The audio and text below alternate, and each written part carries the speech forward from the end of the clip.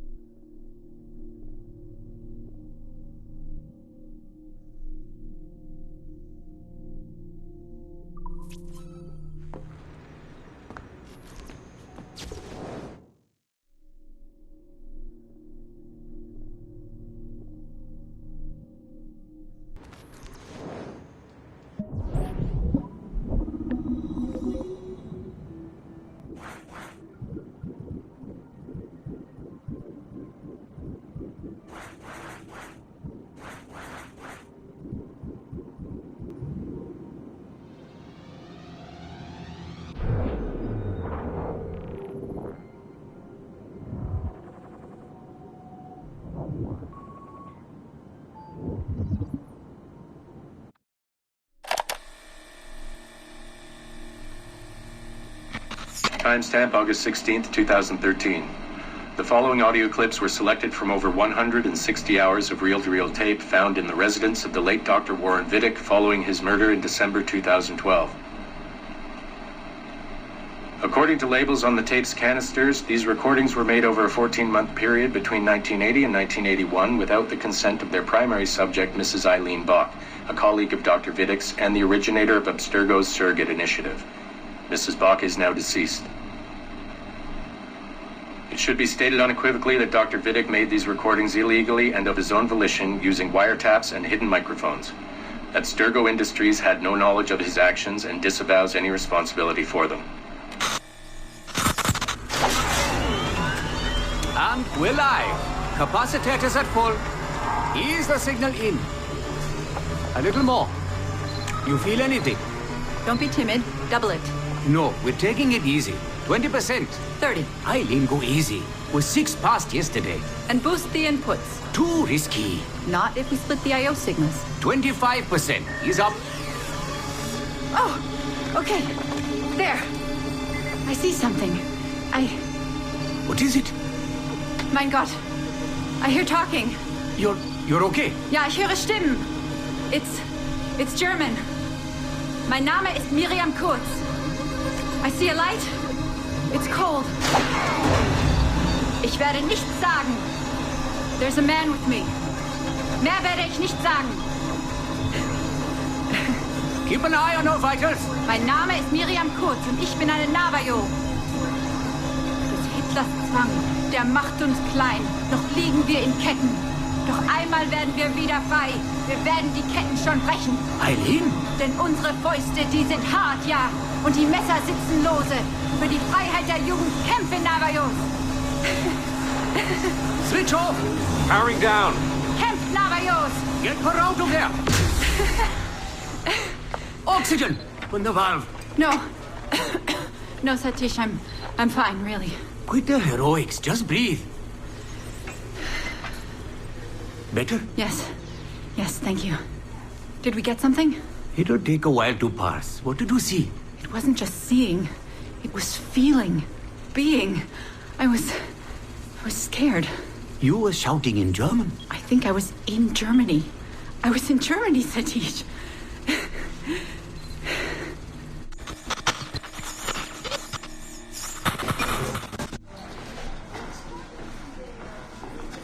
Good morning. Well rested?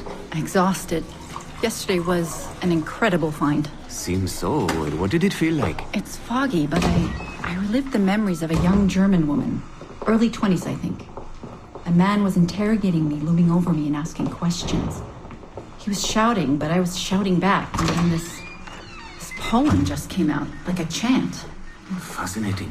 I'm eager for you to hear the tape. Is it ready? Yes, we transliterated the data onto an audio file. It took all night to process the language. Spool it up. Of course. Have a seat.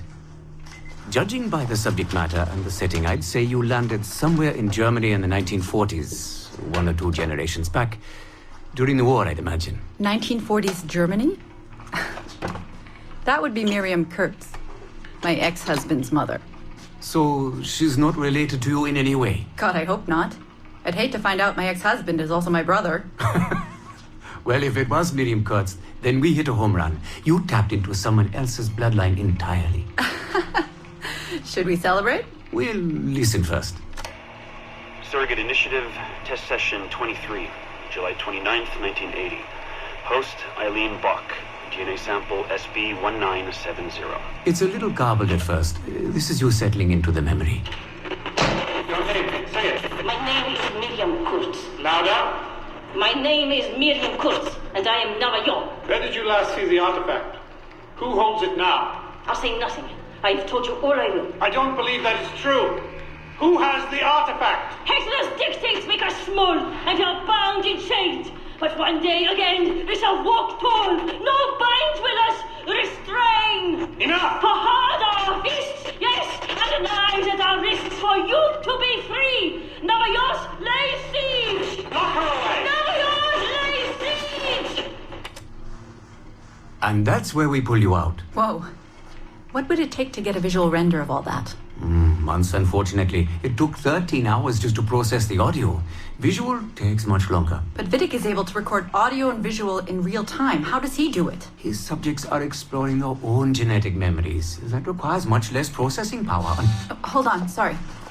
Eileen here. Hello. You have 10 o'clock in Lillian's office. It's 10:13 now. Oh, shit. I'm sorry. Tell her I'll be right there. And tell her we have some good news. No problem. You in trouble? The monthly progress report. I'm trying to be honest about our progress, but no matter how much I polish our facts, Warren Vidic swoops in, promising the moon for pennies, and gets 10 times the funding for his Animus project. Well, we are using his Animus technology. He's the foundation. We are the skyscraper. Which is why he should be a tech lead, not a project director. Good work, Satish.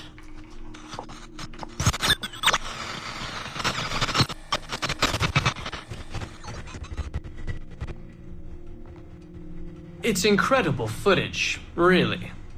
Clear and vivid. And the subject was synced for a full 62 minutes. Came out speaking French after his last session. Passably fluent. And with full recall of everything he'd gone through. Sorry I'm late. I was reviewing some data. It's fine. Warren was just telling me about his first subject, Mr. No names. Call him Subject 1. Confidentiality. And how about you, Eileen? What's your good news? Well, we did it. We synced with an unembedded memory outside the bloodline. That's a first. Really? Satish was able to process the audio today. A short clip. You can hear it for yourself. Only audio? No real-time memory feeds like Vidic has? Well, that's the difficulty with surrogate genetic memory data. Because I'm viewing memories not embedded in my own DNA, we can't rely on my cognitive faculties to help me process the signal. All we can do is record the raw data and transliterate it later. Hold on. You're running this experiment on yourself? I am. It's going well. I don't like the sound of that. Look, the sample I'm using, the DNA comes from my own son. It's safer this way. Ah, good thinking. 50% of my son's DNA is also mine, which reduces the danger by a huge margin. Meaning, I can now explore the memories of people who aren't directly related to me, on his father's side. But for brief periods of time, I imagine. Right. Just a minute or two so far, but we're getting there. Come by the lab and listen for yourself. I will, when I have a moment. Unfortunately, work beckons. Ladies? That man is colder than a San Francisco summer. Stay focused, Eileen. You both have important work to do. Obviously. But my work requires his animus technology. I feel a little caged in. That's collaboration, Eileen. It's how science works. I shouldn't have to remind you. I know. I'm just tired. Stop by and see us today. We have a lot to share. If not today, then this week sometime. Thank you.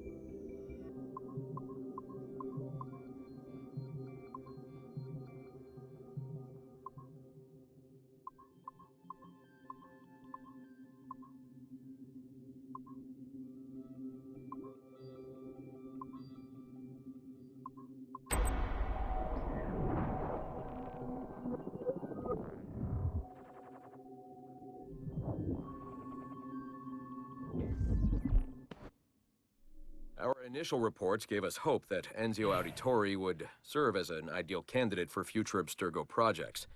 His charisma, sexual magnetism, and wry humor gave him all the qualities of a leading man. However, his corruption by the Assassin Order robbed him of these qualities as he fell deeper and deeper into a spiral of revenge. Enzio was frequently known to articulate a passive acceptance of evil. He was also a man of ugly contradictions, one who preached free thought, yet traveled well beyond his home country to proselytize his corrupted creed. Just as he's doing here with this impressionable Chinese girl. Notice, too, that in his gestures and bearing there is still something of the old lecher in him. Enzio's entire personality is built around pure demagoguery, claiming his philosophy is about love when violence and coercion are his primary means of tackling problems. We have therefore come to the conclusion that Enzio Auditore da Firenze would be a risky character to develop.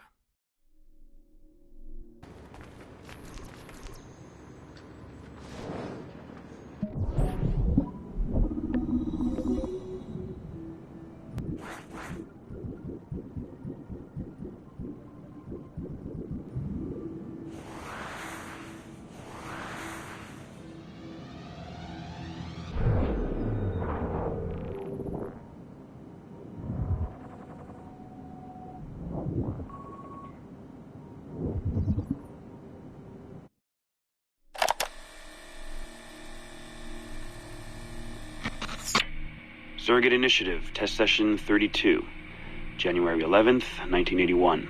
Host Eileen Bach, DNA sample SB1970.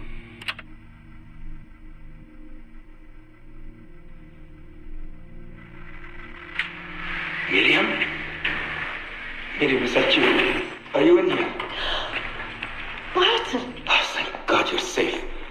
You've been very sick. Bartle, how did they find you? Oh, Jesus, what would they do to you? Has they hurt you at all? I told them nothing. All they do every day is ask about you and that artifact. But I didn't tell them anything. Nothing. I know you didn't, Miriam. But how are you? You aren't hurt? Not badly, no. I'm fine. Good. We need to get the message out to Oscar. Somehow. We need to tell him where... Very interesting footage, Eileen.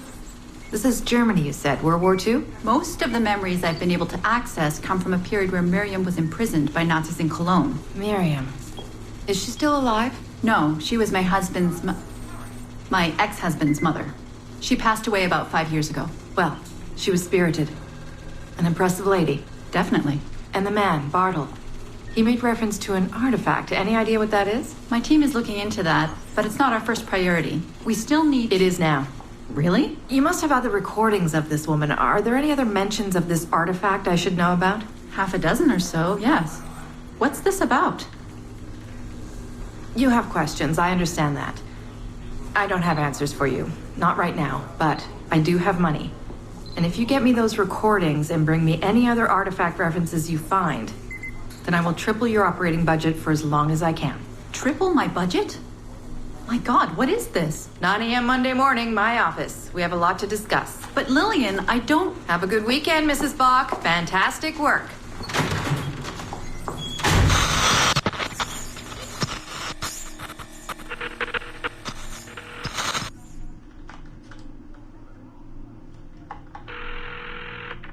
Hello, this is Carl. Hi, it's Eileen. Hey, how are you? Good. Busy. Cold. The winter's been terrible. Seamus won't like that. The weather's been mild out here. Well, he's only coming for a month. He'll live. And I'll be so busy he won't have to worry about his mother bothering him. Still working 12-hour days. I should move a bed into my lab. Look, if you're too busy, Seamus can stay with me. No. I want to see him. We'll have fun. You're not too busy to be a mom and a genius. Of course not. His flight lands at 8:15 p.m. tomorrow night. You'll be there? Of course. 8:15 p.m. Let him know you'll be there. Thanks, Carl. I need to run. I'm sorry. Take care. You too.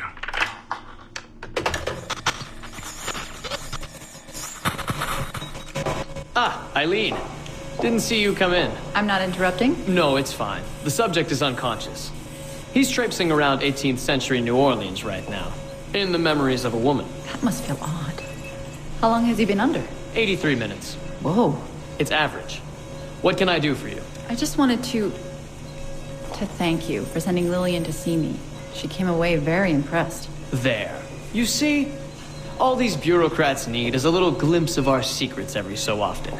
They like to feel like they're still in charge. Lillian is most definitely in charge. She just tripled my budget. Tripled?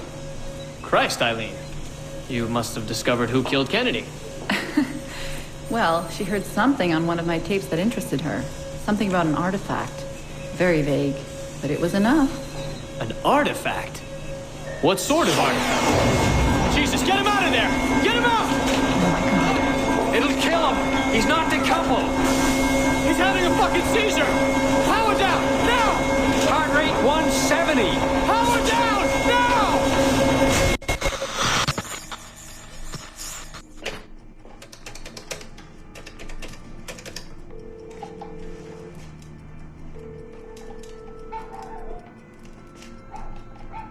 Eileen, Warren here. I was all ready to apologize for the late call, but you seem to be away. Maybe with your son. Listen. Since the unfortunate incident with Subject 1, there's been a lot of dire talk around the office about my Animus project. About shutting it down. About it being unsafe. Typical top brass bullshit. And if they shut me down, then your surrogate initiative goes away too. I'm sure you're already well aware of that. Well, let me be the first to reassure you. This will not happen. I will not let them take this from me. From us. I will not let one death of an undiagnosed epileptic, I should add. I will not let this destroy the decades of incredible research done by our predecessors. And the 5 years I've spent perfecting the Animus. There's still more work to be done. And countless rewards to be reaped. So I wanted you to be the first to know. I have decided to volunteer myself as my second subject. I am convinced that the Animus is perfectly safe, provided I stay within the boundaries of my own ancestral bloodline. Next week I plan to prove this by staying a full 4 hours in the Animus. I would be grateful if you and your team would monitor my progress. And after this necessary but ridiculous proof of concept, I give you my word that I will work closely with you to solve your outstanding problems. Your surrogate initiative is a bold idea, and I do believe it is the future of the Animus project. But while we have the Animus itself, I do not want to waste precious opportunities to prove its safety. I'll see you in the office on Monday. Goodbye.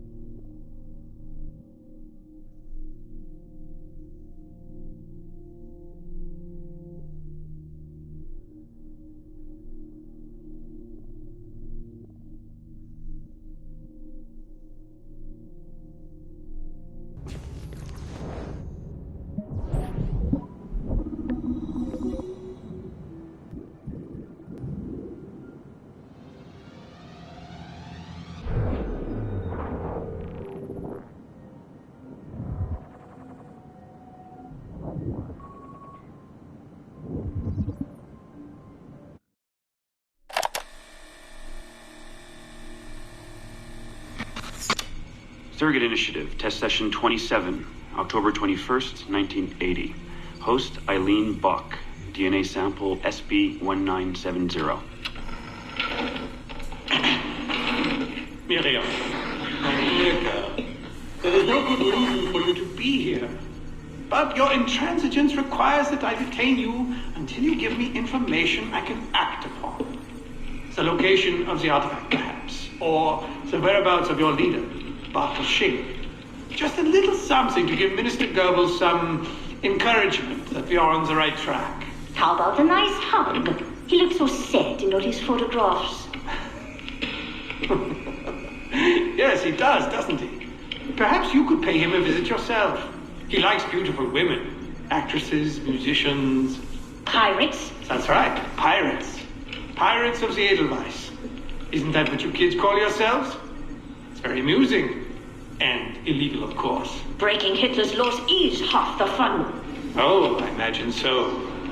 I imagine you were having a wonderful time just before we captured you on your search of friends. And that's the end of it. Damn it. Why can't we sustain the signal for more than just a few minutes? I need to relax. That's not the issue. This is dangerous work. These memories aren't in your bloodline. That's why it's not holding. There's got to be a solution. Any idea what they mean by the artifact? I've heard it a few times now. Not sure. I don't think Miriam knew either. Not much comes into her mind when she asks about it. But she's protecting the other members of her group, the Edelweiss Pirates or something? Yeah. Bartol Schink. Have we looked him up? No, we can. We should. Put your intern on it. Right. High priority. Yeah. This isn't getting any easier. Jesus.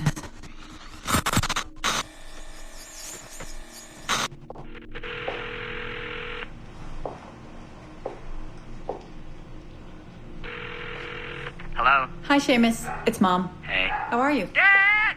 It's Mom! Hello, Eileen? Hi, Carl. How's Seamus? Great. We were out shopping for school clothes. Yeah. The summer just sped by. They all do. I never seem to notice. No windows in the office. Right. Trapped in the lab. So, did you need to talk? Yes, sorry. I was curious about your mother, actually. Oh. Okay. How much did she talk about the war when you were growing up? Not often. Bits and pieces. Why? I was doing some research last week about World War II, and something came up about the Edelweiss Pirates, or the Navajos, and your mother's name popped up. Really? That's an odd coincidence. Does any of that ring a bell? Yeah. Mom ran with that group while the war was on. There were a group of kids who wanted to avoid the Hitler Youth programs, but in later years they escalated their activities to, bigger ideas like vandalism and sabotage. But why Navajos and pirates? Just some of the names they used. Navajos, Edelweiss Pirates, you know kids. There were little pins, little white flowers. I may still have hers. That's interesting. And this is for work? Researching my mother? Not exactly, but... Sorry, I can't talk about it. Right. You never could. Hey, don't. I didn't mean to be flippant. No. Don't mind me. All for the greater good. I like to think so.